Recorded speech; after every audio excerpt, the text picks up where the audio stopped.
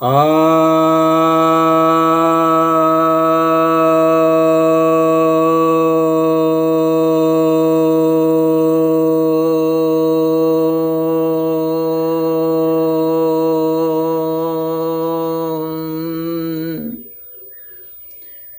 सभी भक्तजनों को सप्रेम नमन। भक्तों, एक जिज्ञासा आई है। जिज्ञासा क्या है? एक तरह से क्रिटिसिज्म है, आरोप है। ये पाकिस्तान के एक हैं सज्जन, उनका कहना है कि हिंदू सब कहते हैं कि कैलाश पर्वत पर शिव जी रहते हैं, लेकिन लोग कैलाश पर्वत पर गए तो वहाँ तो कोई शिव जी नहीं पाए। इससे यह सिद्ध होता है कि ये कथाएं झूठी हैं।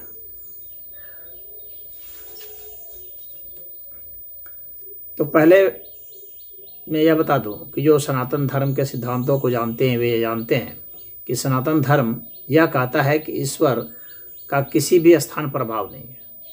तो कैलाश पर भी अभाव नहीं है और अन्य स्थान पर भी अभाव नहीं है। शिव जी को पाने के लिए कोई ज़रूरी नहीं है कि कैलाश ही जाया जाए, वो कहीं भी मिल सकते हैं, कभी भी मिल सकते हैं। समय और स्थान उनको पाबंद नहीं करता है, बांधता नहीं है। तो लोग गए और वहाँ नहीं मिले, तो ये ऐसा लगता है जैसे कि वहाँ पर कोई वो आदमी बैठा हुआ है, रहता है अस्थायी रूप से, और शरीर भौतिक रूप से रहता है। तो आप गए और उनको देखे, वहाँ नहीं है। तो यह शिव जी के सिद्धांत को नहीं समझने कारण है। और जो शिव जी का जो चित्र बना रखा है कलाकारों ने, उसकी कारण जो है भ्रांति होती है। शिव जी का जो चित्र बना रखा है कलाकारों ने या प्रतिमा बना रखी है शिल्पकारों ने, वह एक नक्शा है। जैसे कि हम लोग के स्कूलों में ग्लोब रखा जाता है बच्चों को बताने के लिए कि देखो यहाँ ये इंडिया है, तो यहाँ अमेरिका है, तो यहाँ इंग्लैंड है, तो यहाँ जर्मनी है या ऑस्ट्रेलिया है, ऐसे बताने के लिए। तो ऐसा तो है नहीं कि वो वहाँ पर वैसा ही है, वह तो एक नक्शा है। अब आप उस नक्शे के आधार पर आप खोजने निकलेंगे, और जब खोजने निकलेंगे, मान लीजिए आप अमेरिका पहुंच गए उस नक्शे के आधार पर, और अमेरिका पहुंच गए और वहाँ कहते हैं कि कहाँ है ये तो है ही नहीं, यहाँ तो ज़मीन है। कहते थे लोग कि अमेरिका है,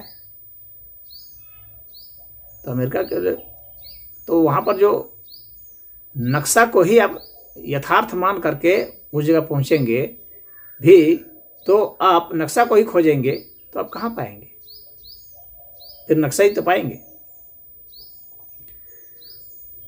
तो शिव जी का वह नक्शा है, और उसे आप यह समझिए कि जो फिलॉसफी है उसको एक चित्रकार ने उस फिलॉसफी को चित्र का रंग दिया है। चित्र से सिद्धांतों को समझाने की कोशिश की है। उसी तरह से शिल्पकार ने अपने शिल्प कला से सिद्धांत को समझाने की कोशिश की है। और जो सिद्धांत हैं, जो लेखक होता है वह सिद्धांत से समझाता है, जो कवि होता है उसको काव्य में, छंद में पिरो करके, गा करके समझाता है। सबके समझाने के तरीके अलग होते हैं।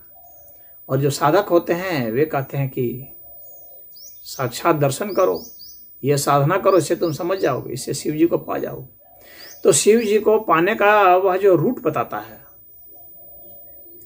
मेथड बताता है एक सिद्ध पुरुष साधकों को।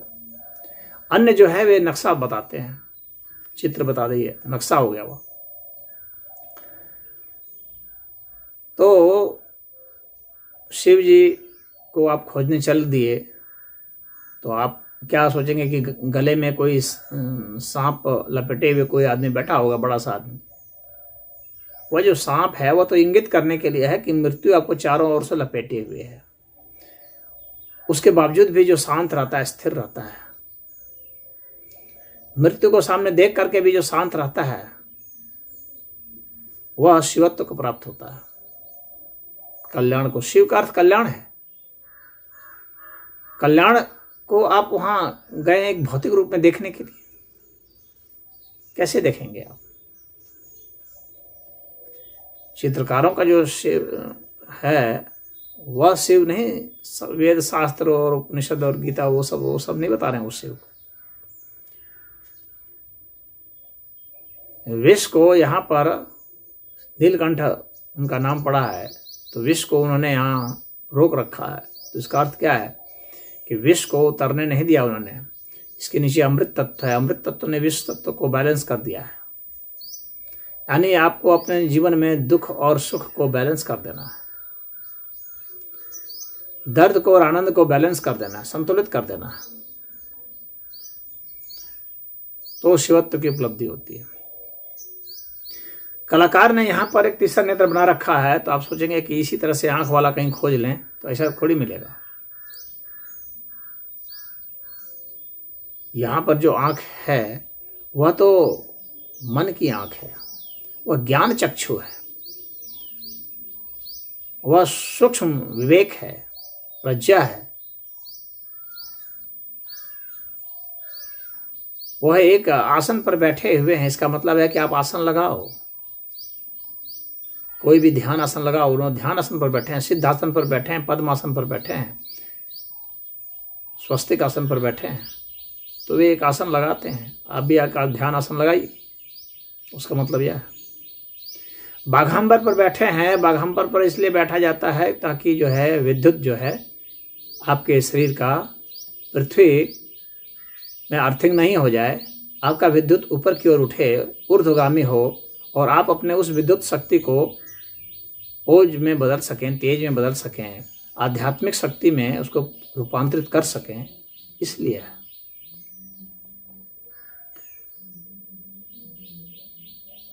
जटा है, इसका अर्थ है कि उन्हें बाल की फिक्र नहीं है, सजने संवरने की फिक्र नहीं है, भस्म लगाए हुए हैं, त्यागी हैं,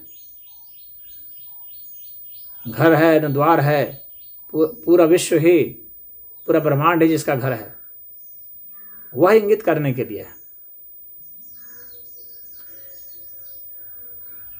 कि वे खुले आकाश में बैठे हैं, तो अपना दायरा बहुत खुला रखो, वह बतलाते हैं। वो आदि योगी हैं, वो बता रहे हैं किस तरह दायरा खुला रखो, उसका वो संकेत है। उसके माध्यम से चित्रकार आपको यह बताना चाह रहा। आप चित्रकार के इस संदेश को समझने की कोशिश कीजिए, आप उस चित्र को ढूंढने के चक्कर में मत निकलिए।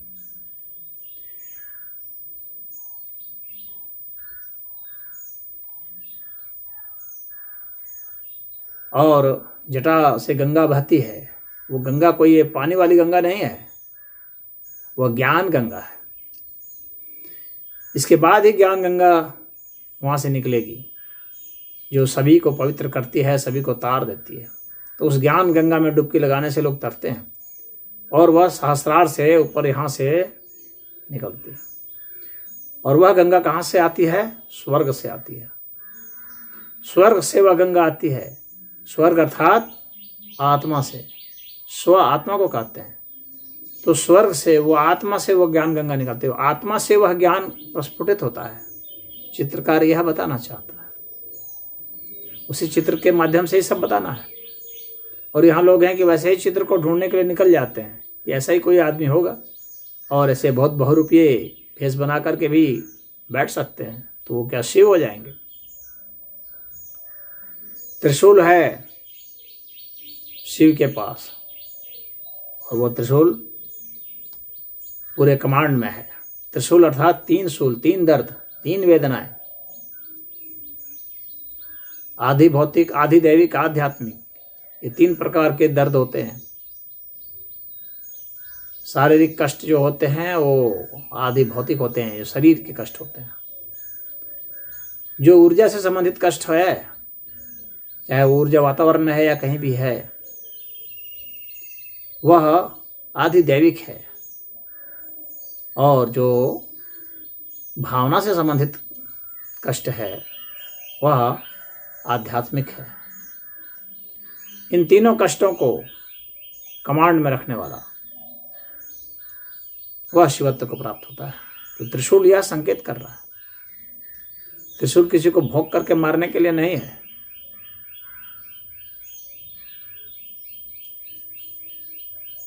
और त्रिशूल में वहाँ डमरू है। वो डमरू क्या है? वो नाद है। बताता है कि यहाँ पर यह है जो है पूरा विश्व जो है वो नाद से उत्पन्न होता है। और तुम इस नाद के पास जाओ, और वह नाद क्या है? वो अनहद नाद है, बहुत हल्ला नहीं होता वो, यानी वो बहुत सूक्ष्म, अति सूक्ष्म ध्वनि है, अव्यक्त ध्वनि है। उस अव्यक्त ध्वनि में प्रवेश करो। तो त्रिशूल में वो बंधा हुआ है।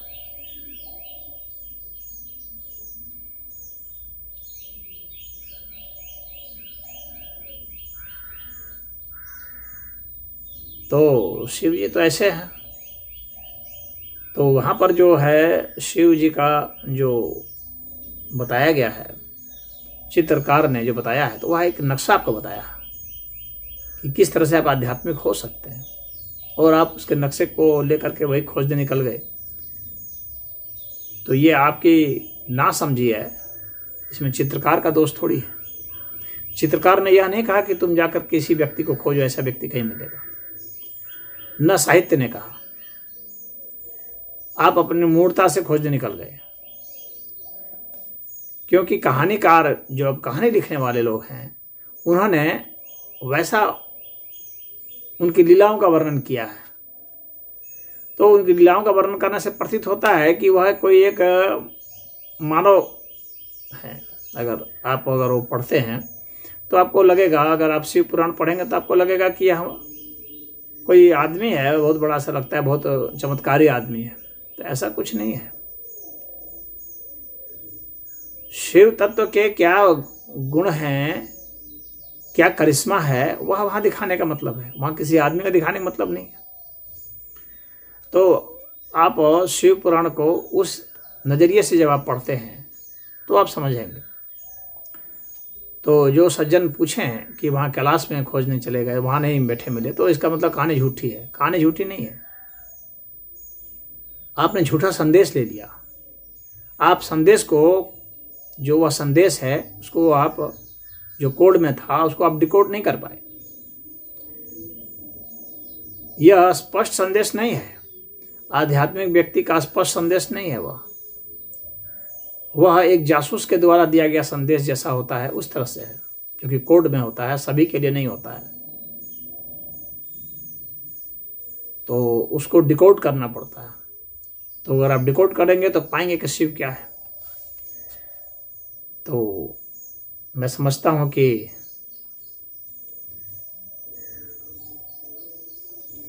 जो क्रिटिक हैं, आलोचक हैं, उन्हें शिव तत्व के विषय में यह जानकारी मिल गई होगी कि शिव कहाँ मिलेंगे, शिव क्या है। शिव का अर्थ वेद में कल्याण बतलाया गया है।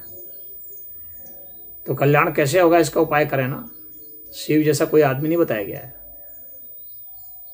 कि आप उसे खोजेंगे। और कोई ऐसे भी धुरंधर लोग हैं, कहते हैं शिव एलियन है कोई ऐसे भी हैं, शिव को एलियन बता रहे हैं। सदगुरु जग्गी कहते हैं शिव एलियन है। ये सब ना समझ लोग हैं जो शिव तत्व को नहीं जानते। शिव कोई ऐसा व्यक्ति नहीं है,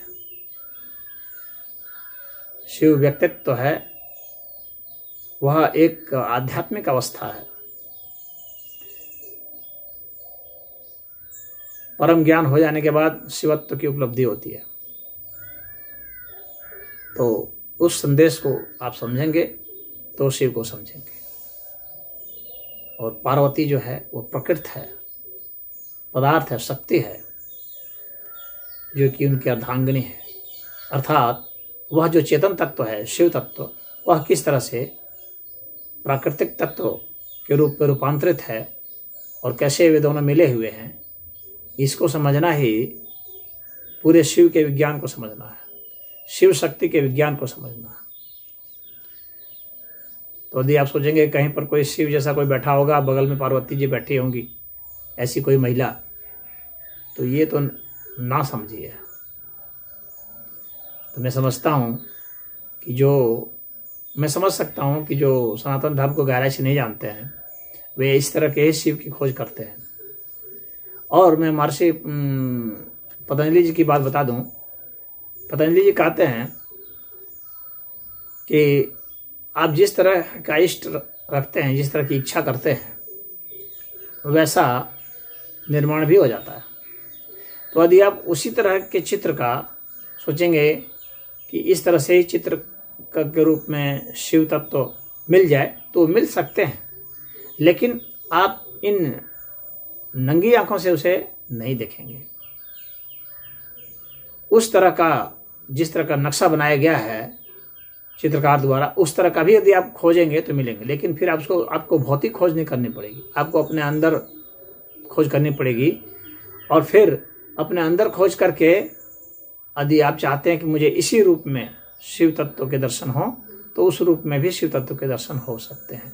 वो आपका चित्त खुद निर्माण करेगा। हम लोग का चित्त इतना सक्षम होता है कि जब आपका फोकस पूर्ण हो जाएगा तो वह निर्माण कर देगा आपके मन के अनुसार।